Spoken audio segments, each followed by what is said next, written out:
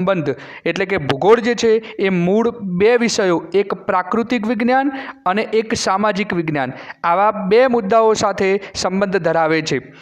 મિત્રો, પ્રાકૃતિક વિજ્ઞાનની અંદર ઘણા બધા વિષયો સાથે ભૂગોળ સંબંધ ધરાવે છે, પણ અહીંયા મેં મુખ્ય વિષયો લખ્યા છે।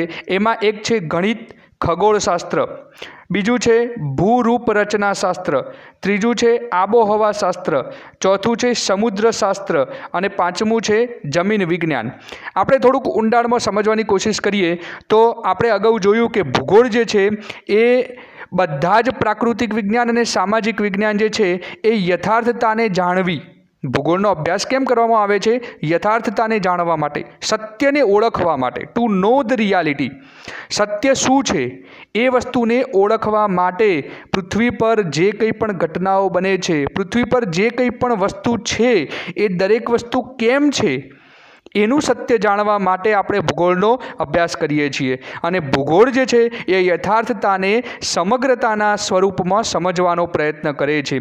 એટલે ભૂગોળ એ આખી પૃથ્વી ઉપર જે પ્રાકૃતિક વિજ્ઞાન છે, જે સામાજિક વિજ્ઞાન છે, એ બધા વિષયો સાથે ગાઢ સંબંધ ધરાવે છે। મિત્રો, આપણને ખબર છે કે પૃથ્વીની ધરી ભ્રમણ ગતિ, કક્ષા ભ્રમણ ગતિ એટલે કે પરિભ્રમણ ગતિ, પરિક્રમણ ગતિ, અક્ષાંશ, રેખાંશ, પ્રમાણ સમય, વરસાદ, તાપમાનના આલેખો, આ બધી બાબતો શીખવા માટે અને સમજવા માટે આપણે ગણિત વિષયની મદદ લેવી પડે।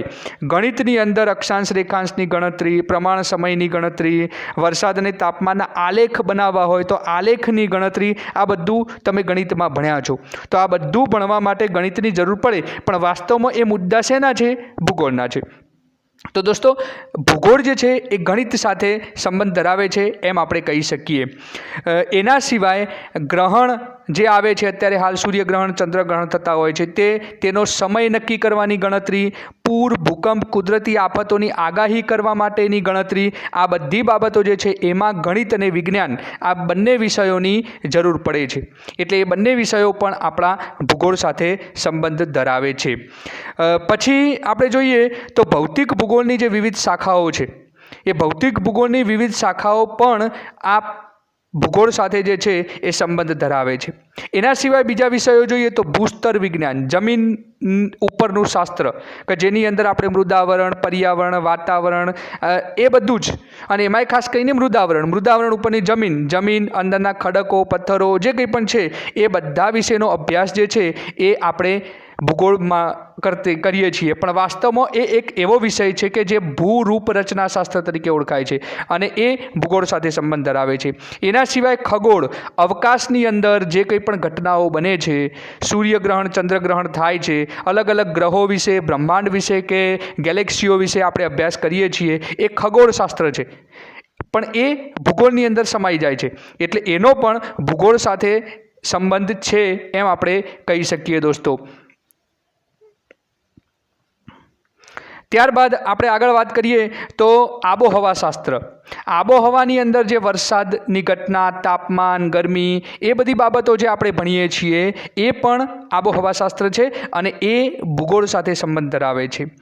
સમુદ્ર શાસ્ત્ર, દરિયાની અંદર જે કંઈ પણ બને છે, આખા સમુદ્ર વિશેનો સંપૂર્ણ અભ્યાસ, એ સમુદ્ર શાસ્ત્ર એક અલગ વિષય છે, પણ એ પણ આપણે ભૂગોળ સાથે ભણીએ છીએ। એટલે ભૂગોળ સાથે એ સમુદ્ર શાસ્ત્ર વિષય પણ જે સંબંધ છે એ ધરાવે છે। ત્યારબાદ જમીન વિજ્ઞાન, જમીન ઉપરનું શાસ્ત્ર એટલે જમીન વિશેનો સંપૂર્ણ અભ્યાસ, એ પણ ભૂગોળ વિષય સાથે સંબંધ ધરાવે છે। એના સિવાય આપણે વનસ્પતિ વિજ્ઞાન છે, જૈવ વિજ્ઞાન છે, આવા બધા જે વિષયો છે એ વિષયો પણ ભૂગોળ સાથે સંબંધ ધરાવતા વિષયો છે। અને આ બધા વિષયો જે છે પ્રાકૃતિક વિજ્ઞાન છે, કુદરતી છે આ બધા। એટલે આ કુદરતી છે એટલા માટે એ પ્રાકૃતિક વિજ્ઞાન તરીકે ઓળખવામાં આવે, અને પ્રાકૃતિક વિજ્ઞાન જે છે એ પોતે અહીંયા ભૂગોળ સાથે સંબંધ ધરાવે છે એમ આપણે કહી શકીએ। હવે બીજો મુદ્દો જોઈએ આપણે કે ભૂગોળ સામાજિક વિજ્ઞાન સાથે પણ સંબંધ ધરાવે છે। સામાજિક વિજ્ઞાન એટલે સમાજ, કે જેની સાથે માણસ જોડાયેલો છે, માણસની જે પ્રવૃત્તિઓ છે એને લગતા જે વિષયો છે એ વિષયો સાથે પણ ભૂગોળ સંબંધ ધરાવે છે। એમાં આપણે વાત કરીએ તો ઇતિહાસ, ઇતિહાસની અંદર જે ઘટનાઓ બની છે, ઇતિહાસમાં જે કંઈ પણ પ્રવૃત્તિઓ થઈ છે, એ બધી પ્રવૃત્તિઓનો અભ્યાસ આપણે ઇતિહાસમાં હિસ્ટ્રીની અંદર કરીએ છીએ. પણ એ સામાજિક વિજ્ઞાનમાં પણ આપણે ભણ્યા છીએ. ઇતિહાસ એ સામાજિક વિજ્ઞાનનો વિષય છે અને સામાજિક ઇતિહાસની અંદર સામાજિક વિજ્ઞાનમાં આપણે આ બધું જે ભણ્યા એનો આધાર લઈને ભૂગોળનો અભ્યાસ કરવો. કારણ કે ભૂગોળમાં જે ઘટના બની, ધારો કે ભૂગોળમાં કોઈક વિસ્તારની અંદર અમુક સમયે આટલો ભૂકંપ થયો, ઇતિહાસ હિસ્ટ્રીમાં આવી ગઈ વસ્તુ, પણ સાથે સાથે એ ભૂગોળ સાથે પણ જોડાયેલું છે. તો એ રીતે ઇતિહાસનો પણ અભ્યાસ કરવામાં આવે છે. પછી નાગરિક શાસ્ત્ર એટલે નાગરિકોને ધ્યાનમાં રાખી અને એનો અભ્યાસ કરવામાં આવે છે. એટલે કે વ્યક્તિની અંદર આંતરરાષ્ટ્રીય સમજ વિકસે.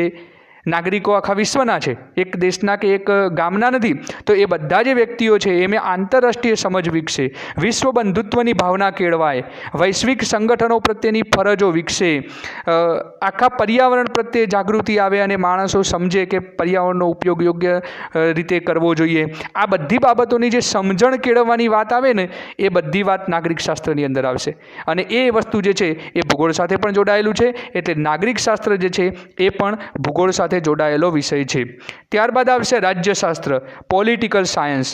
તો રાજ્યશાસ્ત્રની અંદર આપણે જોઈએ તો રાજ્ય વ્યવસ્થાઓ, રાજ્યનો વિસ્તાર, વસ્તી, ભિન્ન ભિન્ન સંગઠનો, દેશની સરકારો, આ બધી વસ્તુ રાજનીતિશાસ્ત્ર, રાજનીતિ વિજ્ઞાનની અંદર આવશે. અને એ રાજ્યશાસ્ત્રનો વિષય છે. પણ જે તે દેશ વિશે અથવા તો જે તે દેશની વિસ્તાર, વસ્તી વિશે એ ભૂગોળની અંદર આપણે ભણીએ છીએ.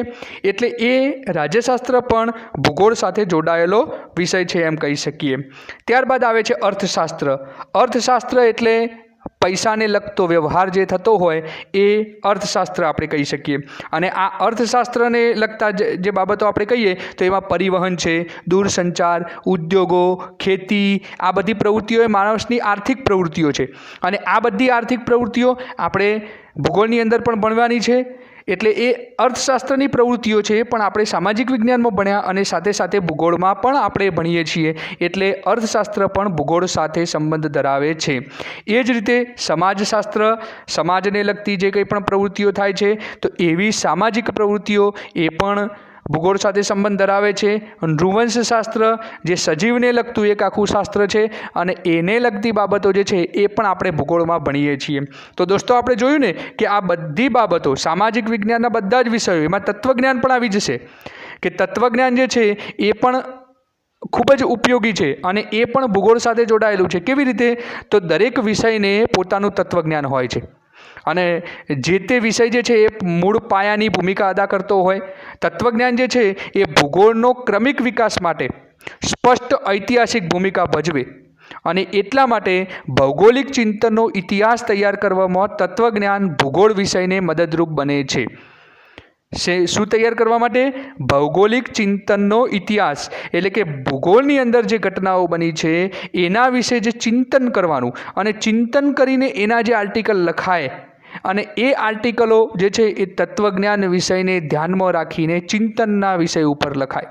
એટલે એ તત્વજ્ઞાન છે અને તત્વજ્ઞાન જે છે એ પણ આપણે ભૂગોળ સાથે અનુબંધ ધરાવે છે. તો દોસ્તો આપણે જોયું ને કે તત્વજ્ઞાન, ઇતિહાસ, નાગરિક શાસ્ત્ર, રાજ્યશાસ્ત્ર, અર્થશાસ્ત્ર, સમાજશાસ્ત્ર અને નૃવંશશાસ્ત્ર, આ બધા જે મુદ્દાઓ છે એ બધા મુદ્દાઓ, એના સિવાય રાજનીતિ ભૂગોળ, ઐતિહાસિક ભૂગોળ, આર્થિક ભૂગોળ, વસ્તી વિષયક ભૂગોળ વગેરે ભૂગોળની શાખાઓ જે છે એ બધી જ સામાજિક વિજ્ઞાન વિષય સાથે સંબંધ ધરાવે છે. અને એટલા માટે આપણે કહી શકીએ કે ભૂગોળના બે વિષયો સાથે, બે મુદ્દાઓ સાથે જે અનુબંધ છે, સંબંધ છે, પ્રાકૃતિક વિજ્ઞાન અને સામાજિક વિજ્ઞાન, અને બંને સાથે પોતાનો સંબંધ પ્રસ્થાપિત કરે છે.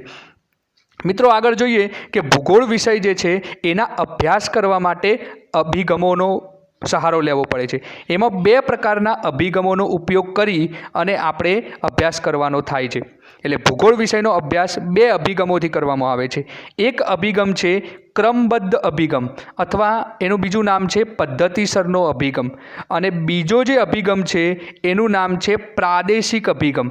એ આગળના મુદ્દાની અંદર આપણે એના વિશે સમજીશું. પણ બીજો કયો છે? પ્રાદેશિક અભિગમ. તો દોસ્તો આપણે પહેલાં જોઈએ કે પદ્ધતિસરનો અભિગમ શું છે. તો એલેક્ઝાન્ડર વોન હમ્બોલ્ટ નામના ભૂગોળવિદ હતા અને એમણે 1769 થી 1959ની અંદર એ થઈ ગયા. એમણે આ ક્રમબદ્ધ અથવા પદ્ધતિસરનો અભિગમ એનું પ્રવર્તન કર્યું. એટલે એના પ્રવર્તક તરીકે એ પોતે ઓળખાય છે. એનું જે શોધ છે અથવા શરૂઆત જે છે એ એમણે ચાલુ કરી. આ અભિગમ જે છે એ સામાન્ય ભૂગોળનો અભિગમ છે કે જેની અંદર સામાન્ય ભૂગોળમાં આપણે શું જોયું હતું કે આખી પૃથ્વીનો એક એકમ તરીકે અભ્યાસ કરવાનો. અહીંયા પણ એ પ્રકારની વાત છે કે અહીંયા મૃદાવરણ હોય, જલાવરણ હોય, વાતાવરણ, જીવાવરણ એ વગેરેનો પ્રકરણ પ્રમાણે વિભાજિત કરી વૈશ્વિક સ્તરે અભ્યાસ થાય છે.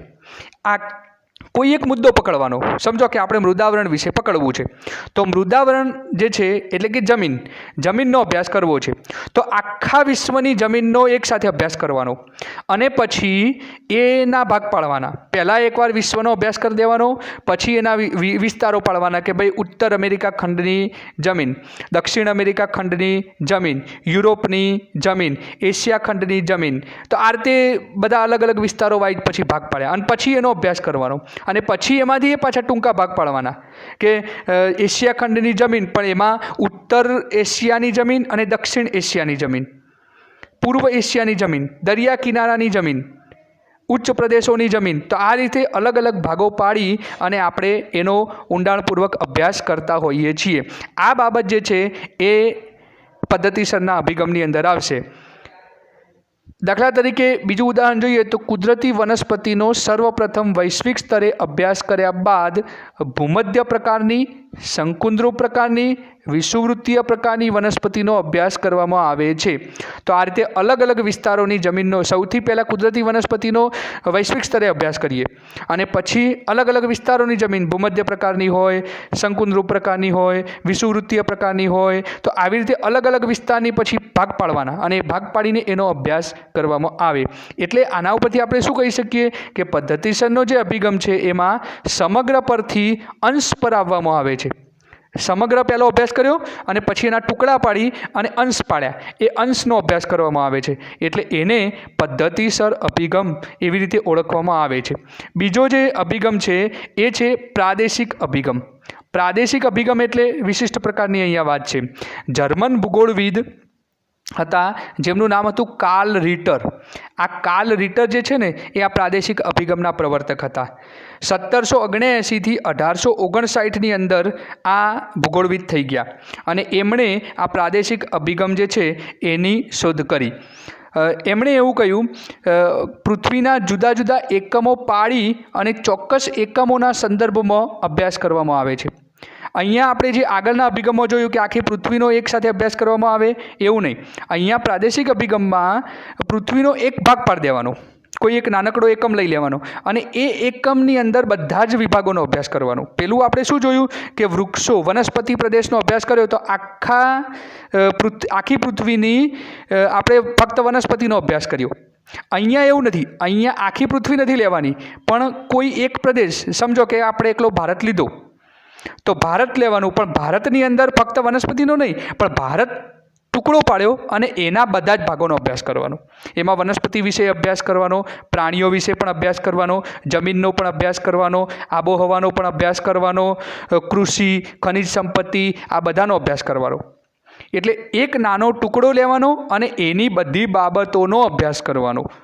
આ જે છે એ પ્રાદેશિક અભિગમ છે. એટલે પદ્ધતિસરનો અભિગમ અને પ્રાદેશિક અભિગમની અંદર આ એક તફાવત છે. ઉદાહરણ અહીંયા આપણે જોઈએ કે દક્ષિણ અમેરિકાનો એમેઝોનનો ખીણ પ્રદેશ, દક્ષિણ અમેરિકા જે છે એમાં એમેઝોનનો પ્રદેશ છે એ ખીણ પ્રદેશ જે વિષુવવૃત્તીય પટ્ટામાં આવેલો છે એટલે એ. પછી બીજો વિષુવવૃત્તમાં આવેલો આફ્રિકાનો કોંગો નદીનો ખીણ પ્રદેશ એટલે આફ્રિકાના પટ્ટામાં આવેલો. પછી મલેશિયા, ઇન્ડોનેશિયા, ફિલિપાઇન્સ દ્વીપ સમૂહ, આ બધા જે પ્રદેશો છે એમાં પણ પ્રાકૃતિક પ્રદેશો જે આવેલા છે તે. હવે તમે જોઈ શકો છો કે એક ભાગ મધ્ય આફ્રિકા જે છે વચ્ચે આવ્યું, અહીંયા જે ફિલિપાઇન્સ ને ઇન્ડોનેશિયા અને મલેશિયા આવ્યું એ છેક પૂર્વમાં આવ્યું અને દક્ષિણ અમેરિકાના એમેઝોનના ખીણ પ્રદેશો એ છેક પશ્ચિમમાં આવ્યા. તો એ ત્રણેય ભાગો પણ એ આવેલા છે ક્યાં? વિષુવવૃત્તીય પ્રદેશોની અંદર. એટલે વિષુવવૃત્તીય જંગલોના પ્રદેશ તરીકે એનો અભ્યાસ કરવાનો અને એ બધા પ્રદેશોમાં વિષુવવૃત્તીય જંગલો કેવા પ્રકારના છે એનો અભ્યાસ, ત્યાંના વાતાવરણનો અભ્યાસ, એ બધું જે છે એ રીતે અભ્યાસ કરવામાં આવે તો એ પ્રાદેશિક અભિગમ છે. આ જે પ્રદેશ છે એની સમગ્ર બાબતોનો જે અભ્યાસ કરવામાં આવે છે, જેવી કે આબોહવા, વનસ્પતિ, કૃષિ, ખનિજ સંપત્તિ, પ્રાણી જીવન વગેરે. આ બધી બાબતોનો અભ્યાસ એ કોઈ એક ભાગ લઈ અને એનો અભ્યાસ કરવામાં આવે છે તો એ પ્રાદેશિક અભિગમ તરીકે ઓળખાશે. તો મિત્રો, આપણા વિડીયોને અહીંયા જ પૂરો કરીએ છીએ. નવા વિડીયોમાં આગળનો મુદ્દો ભૂપૃષ્ઠના અભ્યાસ માટેના અભિગમો અને એના જે આપણે આજે 2 પ્રકારો જોયા એના અંદરના પેટા પ્રકારો શું છે એની ચર્ચા આપણે કરીશું. આ વિડીયોની નીચે ડિસ્ક્રિપ્શન બોક્સમાં જઈ તમે અન્ય વિડીયોની લિંક મેળવી શકો છો. આવા જ દરેક વિષયના શૈક્ષણિક વિડીયો મેળવવા માટે આપણી ચેનલને સબસ્ક્રાઈબ કરો, બેલ આઇકન પ્રેસ કરી તેમાંથી ઓલ સિલેક્ટ કરવાનું ન ભૂલશો કે જેથી તમને નોટિફિકેશન મળતું રહે. જો વિડીયો ગમ્યો હોય તો વિડીયોને લાઇક કરો, કોમેન્ટ કરો અને બીજા મિત્રોને શેર કરો. આવજો મિત્રો.